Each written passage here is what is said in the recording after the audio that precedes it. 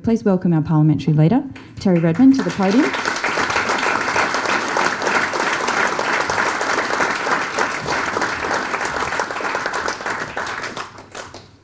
Thanks very much, Mia. And look, it's fantastic to once again be at a Nationals Conference. And as James said, it's the people that turn up that actually make a difference.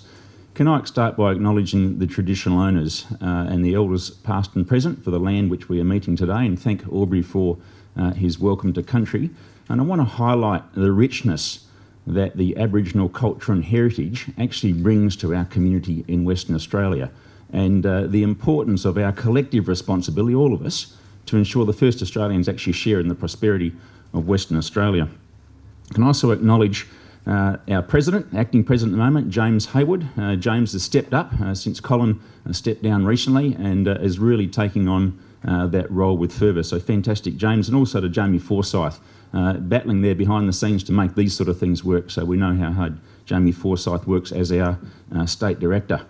To the federal colleagues, Senator the Honourable Fiona Nash, Deputy Leader of the Nationals in the Senate, but also the Assistant Minister for Health, and also Senator, of course, for New South Wales. To the Honourable Michael McCormack, MP, Parliamentary Secretary to the Minister for Finance, and the Minister and the Member for Riverina in New South Wales. Upper House members in the Legislative Council in New South Wales, the Honourable Sarah Mitchell and the Honourable Bronnie Taylor.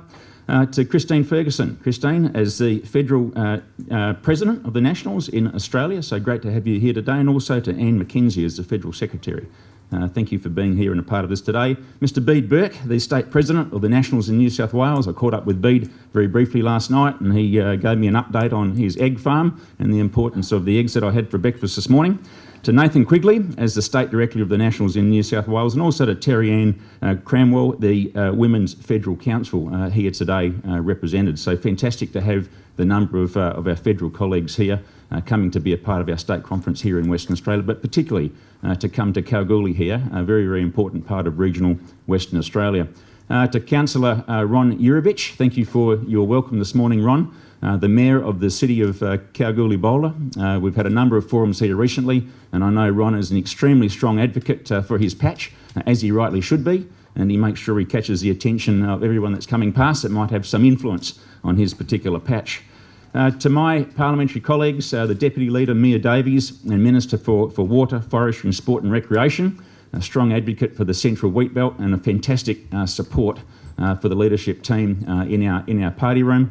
And as you all well know, Mia is certainly carved out as a very, very competent minister in the current cabinet and sitting around that cabinet table. To my colleague in the upper house, Colin Holt, Minister for Housing and Racing and Gaming, and also Leader of the Nationals in the Legislative Council. Again, Colin's stepped right up to the ministerial role and is certainly carving his place out now. You will see commentary of Colin and the role that he's playing in taking on some very, very difficult and challenging issues. To Wendy Duncan, as obviously the member for Kalgoorlie, but also the Deputy Speaker in the Legislative Assembly.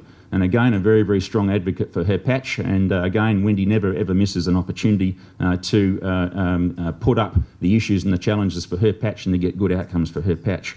Parliamentary Secretaries, Vince Catania, Parliamentary Secretary to Mia Davies as the Minister for Water, and also Member for North West Central.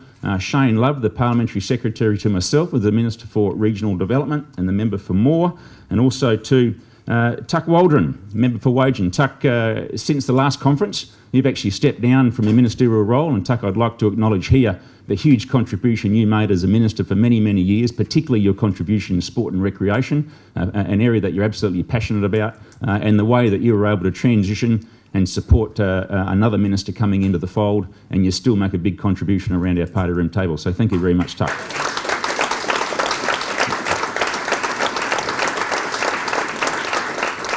To Brendan Grills, also member for Pilbara, and of course our past parliamentary leader, and another person, as you well know, has made and is still making a huge contribution to our party and to regional Western Australia.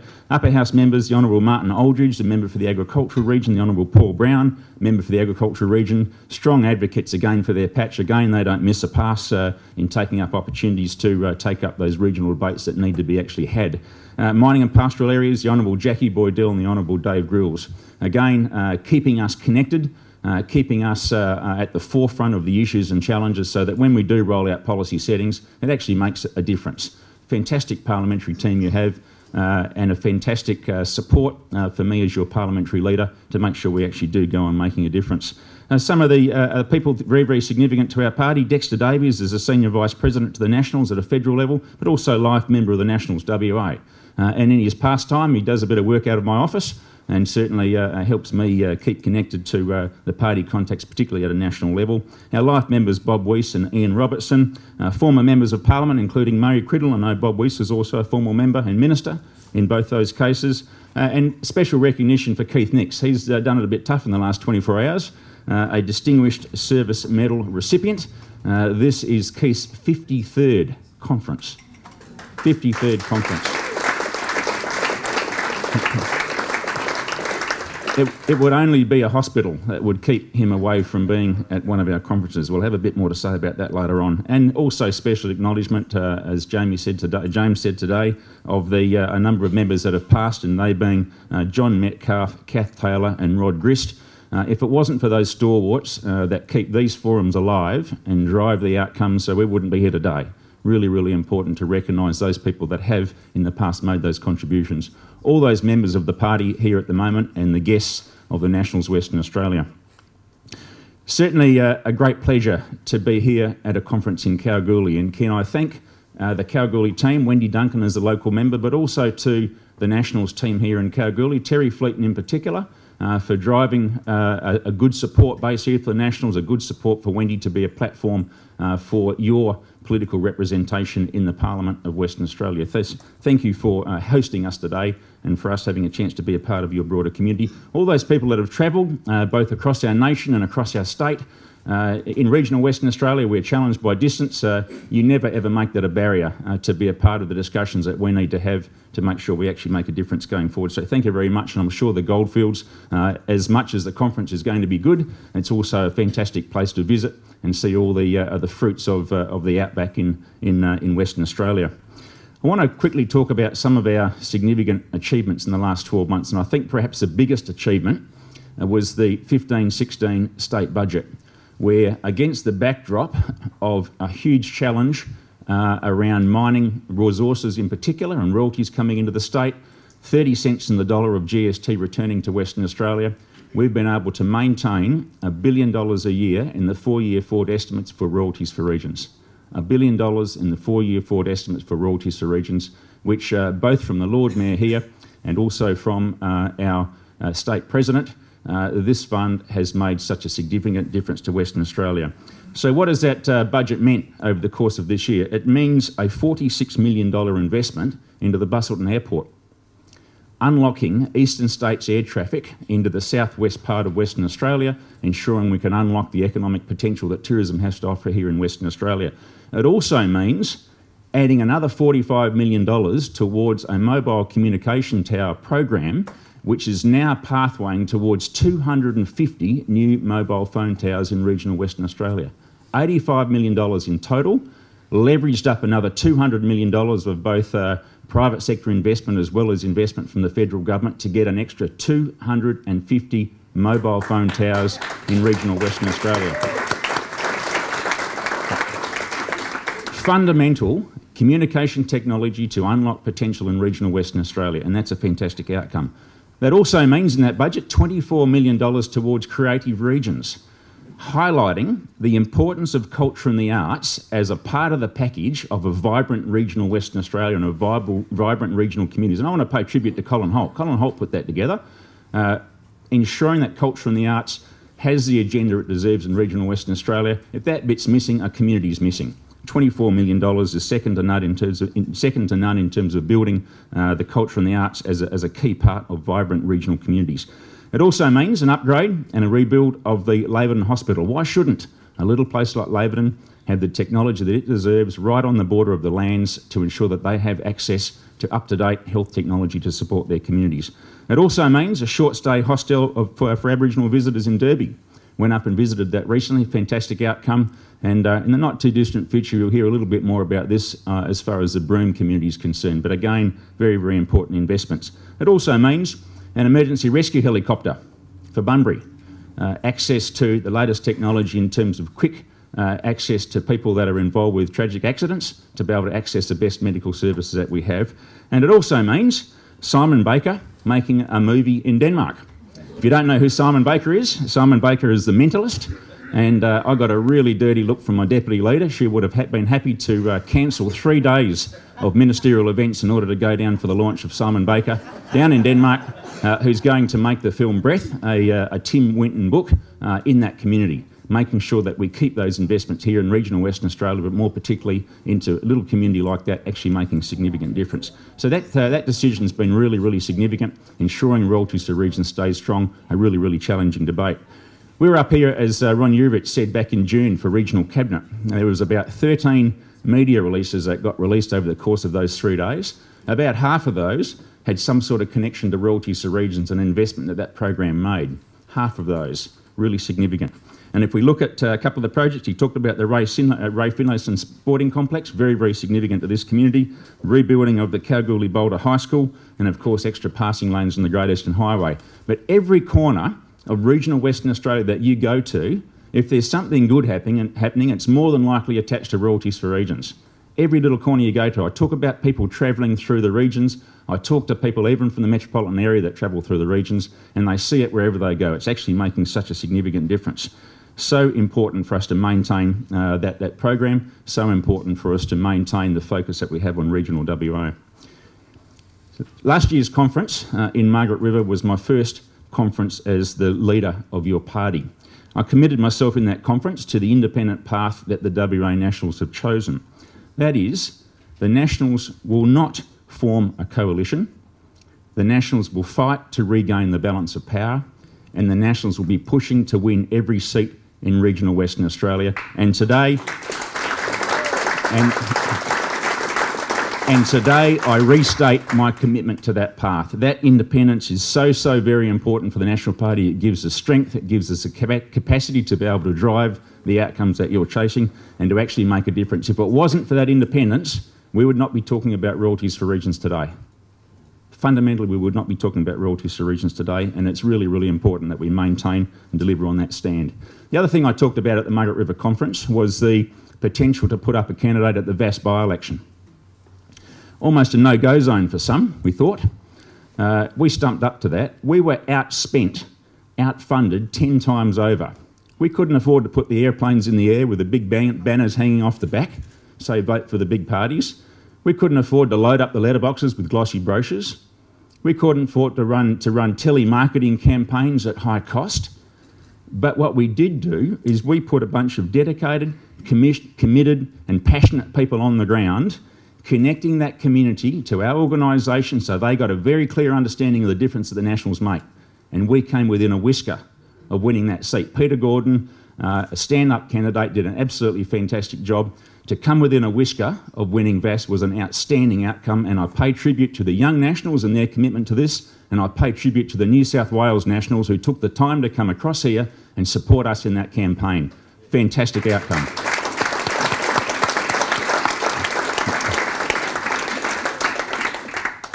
Now, we lost that seat, but do you know who the winners are? The winners are the electors in the seat of VAS. Why are they the winners? Because for the first time, they've had a focus on their patch. They are now put into marginal status, so everyone starts to bid for that seat. We've delivered to the people of VAS, even though we lost the seat, a significantly better outcome than they had before. You must always remember that point. Very, very, very, very important. So it's really important also that we restate how we do business. We are in an alliance, we're not in a coalition. And that means that we govern with the knowledge that we are providing stable government for the state, but also that our independence allows us to differ in opinion and support the policy that best represents our constituents. So how has that independence played out? How have we used that as a tool to make a difference? The first and most obvious one is forced amalgamations. You know, you delivered us last year at last year's conference the support to be able to take a strong stance on forced amalgamations. That's the position that we've taken up. We haven't seen forced amalgamations in Western Australia. We will continue to hold that position. And I want to pay tribute here to Shane Love as a person who's had a strong link back to local government to guide us through that pathway. He's been a strength around our cabinet table and has helped us helped coach the team through the challenge of meeting your obligations and the challenge that you have given to us to ensure we don't have forced amalgamations in Western Australia. It's also meant that we've taken a strong stance on transit workers' accommodation, work camps. I made a decision as the Minister for Lands not to allow the Woodside's Gap Ridge project, a 2,500 man work camp right on the boundary of Karratha, 25,000 population, not to extend their lease beyond 2017, because it wasn't in the interest of that community and it wasn't in the interest of regional development. It's allowed us to take strong positions like that. It's also meant that we can take strong positions on things like increase in gold royalties. Now, I pay tribute here to Wendy Duncan. Wendy put this on the Nationals table and said, my patch and I don't support an increase in the gold royalty. What's more, she said, we should make it not negotiable. You, our party, delivered to us last year at Margaret River the support to say we don't support an increase in the gold royalty, and we have not seen an increase in the gold royalty. Well done, Wendy Duncan, for that outcome for this community. So whilst we take this independence, it certainly doesn't mean that we're always at war. We are not at war, but we are independent, we are a different party, and we have different priorities. As was mentioned right at the start of today's conference from Albury, the electoral boundaries have certainly been a challenge. The Nationals Western Australia look at the regions through the eyes of regional people. We don't look at regional Western Australia through the eyes of St George's Terrace. That's why we're prepared to take up a very, very strong stance, voice our opinion and position around the challenge of political representation in regional Western Australia and pursue that. As if it wasn't enough, in 2005, losing 6 seats out of the regions, here we are faced with losing another seat out of regional Western Australia, further eroding regional representation, denying regional people a voice, and making it even harder for regional people to see their elected representative. You can cycle around some of those city electorates in a day. My own seat, it's not a big seat, it's about 25,000 square kilometres. It takes me 3 hours to drive from one end to the other. Wendy's seat and Vince's seat and Brendan's seat probably takes them 3 days to get from one end to the other. We've got a new Cedar Row, apparently. It hasn't been finalised yet, but the Cedar Row running from Esperance right back to Narrogin. If a person in Esperance wants to go and visit their Member of Parliament in Narrogin, they have to travel 529 kilometres. The Labor-held seat of Girraween, to travel the same distance, they need to travel around their own electorate 20 times. You can't tell us that distance is not a barrier to political representation in Western Australia. It is. The notion of having seats over 100,000 square kilometres, there needs to be something that gives, and it'll be political representation. We're going to take that issue up. We've said we're actually prepared to take it up in terms of legislative change. Since the 2005 changes that Jim McGinty put in place, there's an extra 500,000 people in Western Australia. So there's no reason why you couldn't add 2, 3 or even 4 new members of Parliament, and looking at things like the large district allowance. So the Nationals have signalled our intent to pursue that in a legislative sense. When we suggested that, the Labor opposition and Mark McGowan had a say. They said it's a waste of time, and they said the wrong priority for the National Party. A waste of time. Political representation for regional Western Australia, a waste of time. Labor's clearly abandoned regional Western Australia. The Greens advocated for losing seats out of the regions. The Greens have clearly abandoned regional Western Australia. And I would argue that the Liberal Party has paid lip service to regional Western Australia. We've stumped up and we've said we're actually looking at making a change. We're looking at trying to address that issue. Whether we're successful or not is another thing, but we're actually going to have a go. Really, really important. The Nationals will not abandon regional Western Australia. The Nationals cannot abandon regional Western Australia because we are regional Western Australia. Why do we need a strong voice? Why do we need a strong National Party? For one, the Nationals are certainly prepared to take up some issues that others aren't. That's where we can make a difference. As you know, we are a strong representation for regional Western Australia, but we also have the courage to do the right thing and to act with integrity. An example of that, as Mia talked in the introduction, is looking at the challenge around outcomes in remote Aboriginal communities. If you're a child born into a remote Aboriginal community, the economic and social outcomes are unacceptably poor, whether it be measures on health, on education, on living conditions, a whole range of economic and social parameters. They are seriously behind the 8 ball. Huge challenge Huge challenge that we need to address and can't ignore. The Nationals have bought into that. I didn't need to be a part of that discussion, put it around the table, and we're buying in as one of two ministers out there having a go at making a difference. The early discussion around the remote communities was caught up in a very, very divisive and damaging argument around closure of 150 communities. We've been able to recalibrate that back to where it should be, and that's setting a pathway for getting better outcomes for the people that are born into those communities, as challenging as those issues are. And the Nationals and the leadership that we've shown has been able to achieve that. We're working through that. We're going to put every decision through 5 filters. Children will be safe. Every child deserves a quality education. Every young man and woman deserves a pathway to training and through employment. The foundational importance of culture, kinship and heritage to Aboriginal people must remain as a key part of that, and we need to put certainty back in those communities so that they don't wake up tomorrow and find out someone's made the decision to shut something down. And what's more, we've been prepared to actually put the $150 million of Royalties to Regions Fund into a special purpose fund to fund that reform and fund that transition. Fundamental importance, and one that's really, really important for those communities. We're engaging with it, and I want to pay tribute to Jackie Bordell and Dave Rills in particular in the mining pastoral areas, because the focus is on the Kimberley and Pilbara. These are the guys that will keep us connected to the ground so that when we do make decisions and deploy resource, it actually makes a difference going forward. And these are things that others have seen as too tough to deal with, but no one I've met says that the conditions that they have now are acceptable. No one I've met, including significant Aboriginal leaders. I'm really, really proud of the Nationals in that sense, and you would have seen last week, on Wednesday, we had a bill recognising Aboriginal people in the Constitution went through the Legislative Assembly. It's still to go through the upper house and then get put to the Governor. But what you didn't see, and it certainly wasn't said, because it's not the right place to say it, it was important to get that bill through, and that was the commentary that ran that night. The bit that you didn't see was it was the Nationals leadership that brokered a joint select committee, a joint party select committee of both Houses of Parliament to form up a set of words to put into that bill so it would be acceptable to all sides of the House. The Nationals brokered that between the Liberal Party and the Labor Party for that to happen. Now, we didn't talk about it, and it will only be talked about in here, but the importance of that to us was we needed to find a strategy to ensure that that actually got through Parliament, because it's critically important.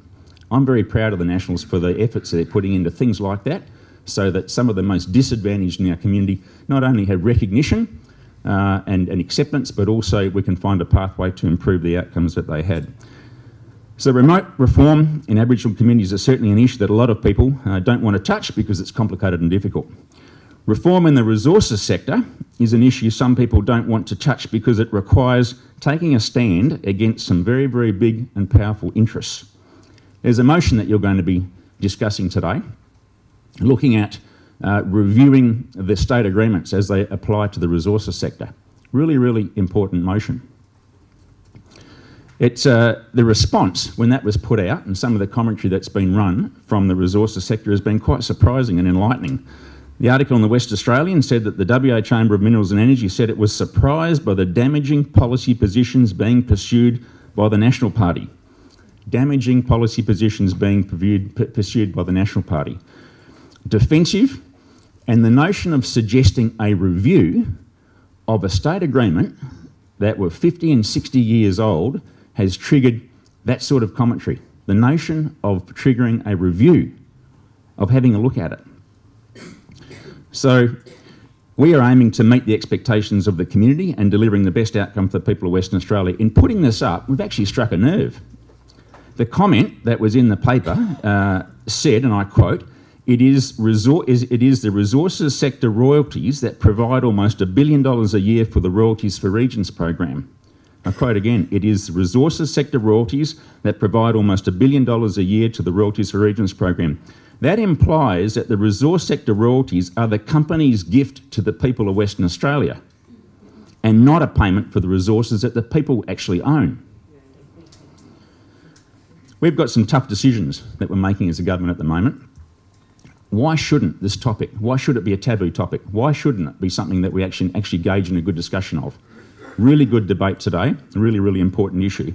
So when the Nationals discuss issues like state agreements and the undermining presence of work camps on the end of significant regional communities and the welfare of FIFO workers, we are doing it on behalf of regional communities. Vince Catania and Brendan Grills would not put this on the agenda if it wasn't important for their communities. They would not put it on the agenda if it wasn't important for their communities. And I might add, we are not the enemies of the resources sector. The resources sector supplies significant income and significant revenue and support for regional Western Australia. But we simply owe it to the people of Western Australia to be satisfied that the maximum possible benefits from their resources actually flow back to them. And you're going to hear it. You're going to hear the notion of sovereign risk coming up. The notion that somehow reviewing these acts is going to trigger something that delivers uncertainty in the financial markets and no one wants to invest in it. I don't buy that. I don't accept it. In 2006, Professor Richard Hillman, then an articled clerk with Freehills, wrote a detailed report on the future of state agreements in Western Australia, and he said, and I quote, "Benefits of a state agreement are not nearly as tangible to the state as they are to a resource developer." And there are lots of companies that actually operate quite successfully without a state agreement, with the confidence that our legal system is reliable enough to protect the rights and interests of those particular companies. So many operate outside of that. So in calling for state agreements to be looked at, all the Nationals WA would like to see is that they're in line with the laws of the state, that they are consistent across the sector, that they are transparent, and they actually ensure a good return to the taxpayers of Western Australia. Not an extraordinary request, I would have thought. As we move forward in royalties to regions, we first brought it in 2008, a strong focus on backfilling that underinvestment that had actually occurred for many, many years. As we move forward, we're looking at being much more strategic about how we do that. And it's things like investing in those opportunities that actually unlock potential. And you would have seen an article in yesterday's paper around land tenure in the rangelands, and also the editorial to today's West actually supported the principle of giving an opportunity to move from what is currently a pastoral lease, which is very, very limited, unlocking the water potential that sits under the ground and the significant land areas we have in our north in particular, to move to another level of tenure that's bankable, and move to another level of tenure that can bring investment in to support irrigated agriculture in those areas. Mia Davies, your Deputy Leader, has been working very hard on the Water for Food program, a $40 million project under the Seizing the Opportunity initiative to prove up water supply. And I think in the Weekend Australian Day, I haven't seen it yet, there will be something on the Mowanjum project that she's been working through with her agencies and her office.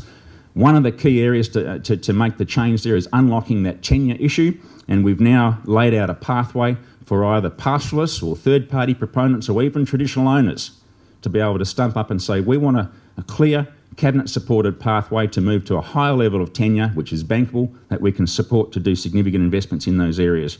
Mia's been doing an outstanding job on that, and it's been highlighted today in the editorial. It's worth a read. It actually got leaked, and the reason it got out on Wednesday, but again, very, very important for regional areas. We've got Phil Hams at the back there, has been gunning for this for some time on Go-Go Station. They've got significant investment potential to happen up there, but this tenure issue is a limiting factor, and we're trying to now put that on the agenda. I talked about seizing the opportunity when we went to the 2013 election, $300 million agriculture policy, framing a position for Western Australia to capitalise on those opportunities in Asia, the growing middle class. We see now that after we put that on the agenda, the change in that debate that's starting to happen, from being rather than supply driven, it's being demand driven, and we've rolled out a program to position Western Australia in that. A whole range of programs, mind you, we're heading up against some headwinds in trying to put this through. Out of the $300 million, up to date, we've committed just over $230 million out of that $300 million, committed or spent, or committed into the forward estimates for the programs and the components of that Seizing the Opportunity initiative. You'll hear more about this at the Darren Field Day later on. I've got a couple more to announce there, working through them slowly, challenging to get them through Cabinet on occasions, but again, a significant investment for regional Western Australia. People like Marty Aldridge and Paul Brown, out there on the ground in the agricultural regions, telling people, talking to them, we're understanding the issues that they have, driving the fact that we're making such significant investments to make a change. They're out there waving the flag, not only for us, but also keeping us connected to the agricultural sector, and I pay tribute to those members of Parliament for the effort that they put into that. Another area, if we're looking at diversifying the economy, agriculture is obviously a big one, but tourism. Tourism continues to come onto the agenda through our development commissions. Tourism is really, really important to Western Australia. We are making significant investments, not only in things like regional events, right from the Ord Valley Muster down to the Margaret River Gourmet Escape and lots in between. Sydney Festivals, a range of things that actually make a difference in the regions to bring events to regional Western Australia.